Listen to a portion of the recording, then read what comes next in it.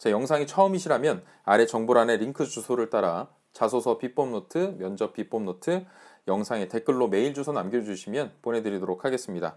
구독과 좋아요, 알림 설정까지 부탁드리겠습니다. 자, 4번 문항은 희망직무 준비 과정과 희망직무에 대한 본인의 강점과 약점을 기술해달라고 실패 또는 성공 사례 중심으로 800자를 요구하고 있죠. 자, 일단 이 항목은 요구하는 것이 두 개로 나눠집니다. 준비 과정 하나, 강약점 하나. 먼저 준비 과정의 경우라면 직접적으로 직무에 필요한 전공 지식, 인턴 등의 어떤 직접적인 경험을 풀어내시는 게 가장 우선이겠죠. 차선으로는 간접 경험을 이야기하시는 거고요. 어쨌든 중심적으로 들어가야만 하는 부분은 관심의 방향이 일관성이 있어야 된다는 점을 어필하셨으면 좋겠어요. 그러니까 물론 관련 준비 과정으로 할 말이 많은 분들께서는 최대한 간결하게 그동안 무엇을 준비해왔고 성과는 어땠습니다 라고 적어주시면 될 텐데, 그런 분들 많지 않잖아요. 그죠? 할 말이 그리 많지 않은 분들이 대다수일 겁니다. 이런 분들은 최대한 경험을, 하나의 경험을 혹은 두 개의 경험을 구체적으로 써보시는 거예요. 직무와 맞닿아 있는 경험을 하면서 어떠한 점을 깨달았고요, 어떤 인사이트를 얻었고요, 이런 부분들을 좀 쓰시라는 거죠. 그래서 여기서 팁을 드리면, 아예 나는 아무런 준비도 없고 전공도 이 직무와 완전히 다르고요, 그 흔한 자격증도 없고 학습을 따로 해본 경험도 없습니다. 그런데 롯데를 지원할 겁니다 라고 하신다면 제가 과감히 팁을 드릴 수 있어요. 한 20-30명 정도를 대상으로 설문조사를 해보시는 겁니다. 여러분께서 지원하는 직무와 관련해서 무엇을 해결해야 될 것이라고 생각하시는지, 지금 이 회사가 가지고 있는 문제점이 뭔지, 혹은 개선점은 무엇이라고 생각을 하시는지, 혹은 이 회사에 평소 관심이라도 조금 있으셨다면 어느 정도 인식도에 대한 조사를 해볼 수가 있겠죠. 이 기업에 대한 이미지는 무엇인지, 이 기업명을 떠올렸을 때 떠오르는 키워드는 무엇인지, 이런 것들을 조사해 볼 수 있습니다. 그리고 그런 것들을 자소서에 녹이신다면 사실 100가지 어떤 경험을 가진 것보다 훨씬 더 튀어 보일 수 있고 훨씬 더 예뻐 보일 수 있어요. 그러니까 나는 이 기업을 준비하기 위해서 내 주변 사람 20-30명 정도를 대상으로 나름대로 기준을 정하고 그들에게 몇 가지 질문을 던져봄으로써 내 직무가 처리해야 하는 일이 무엇인지에 대해 조사해 봤습니다. 이렇게 써보시는 것도 아주 베스트가 될 수 있습니다. 자, 그리고 입사하기 위해서 준비한 과정이라고 해서 뭐 어학 점수도 이렇게나 만들었습니다, 이런 부분을 좀 웬만하면 안 쓰셨으면 좋겠어요. 그러니까 여기에는 지원하는 직무를 이해하기 위해서 내가 취했던 활동들, 혹은 직무와 관련된 경험을 쌓기 위해서 취했던 어떤 액티브한 경험, 이런 거 끌어오시는 편이 100번 낫습니다. 자, 다음 강약점을 이제 쓰셔야 되죠. 실패 또는 성공 사례 중심으로 또 쓰라고 하잖아요. 그래서 강점으로 성공을 거둔 사례, 약점 때문에 낭패를 봤던 사례, 이렇게 쓰는 거라고 이해하시면 되는데, 그리고 이제 웬만하면 강점과 약점 비율 이런 거는 7대3 정도로 쓰시고, 강점은 특히나 직무에 필요한 강점을 골라서 쓰시는 게 가장 좋겠죠.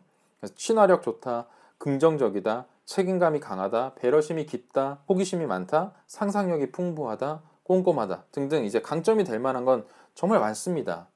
그리고 웬만하면 다 직무에 필요한 강점이기도 해요. 그런데 문제는 약점이죠. 약점으로 써서는 안 될 것부터 말씀드릴게요.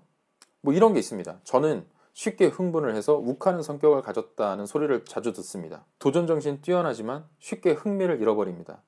리더십 뛰어나다는 평은 많지만 사실 알고 보면 저 되게 내성적인 사람입니다. 사람을 사귈 때 낯을 많이 가리고요, 시간이 오래 걸립니다. 우유부단한 면이 있어서 쉽게 결정 못 내리다가 마감 기한을 놓치는 경우가 많아요.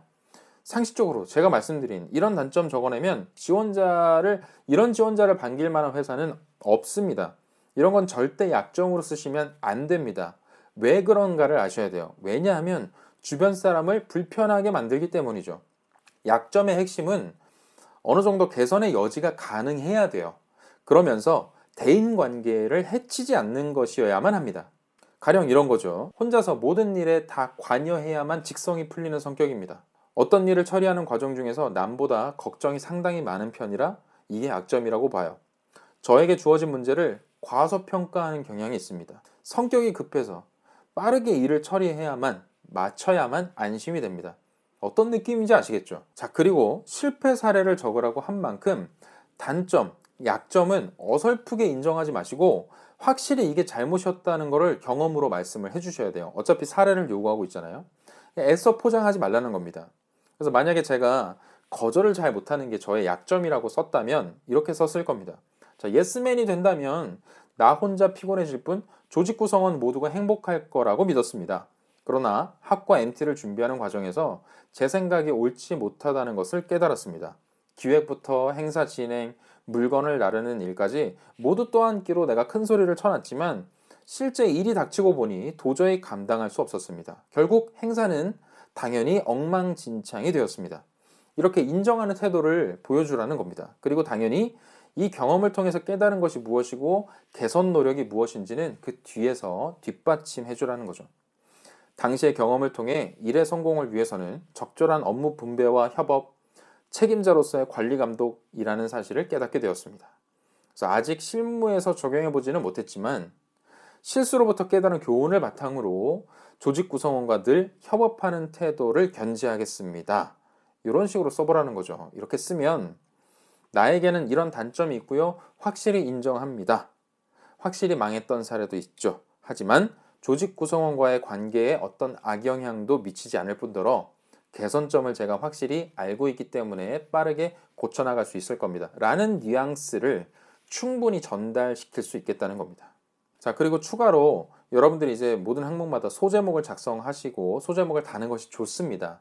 근데 지금 이 항목에서는 제가 두 가지를 묻고 있다고 말씀을 드렸듯이 일단은 직무 준비 과정과 강약점에 대한 두 단락으로 나눠질 것이고 소제목도 두 개가 되겠죠. 그런데 약점에도 소제목을 붙여야 될까라고 생각을 하신다면 저는 약점에는 웬만하면 소제목을 안 다셨으면 좋겠어요. 굳이 소제목으로 내가 가진 약점을 정리해 줄 필요가 없기 때문입니다. 그래서 준비 과정에 한 단락 소제목 하나, 그리고 강약점에 해당하는 전체를 아우르는 소제목 하나, 이거는 당연히 강점이 두드러지게 쓰셔야겠죠. 네. 그런 점을 좀 주의하시고 쓰신다면 문제 없으실 겁니다. 자, 그럼 다음 항목으로 넘어가겠습니다.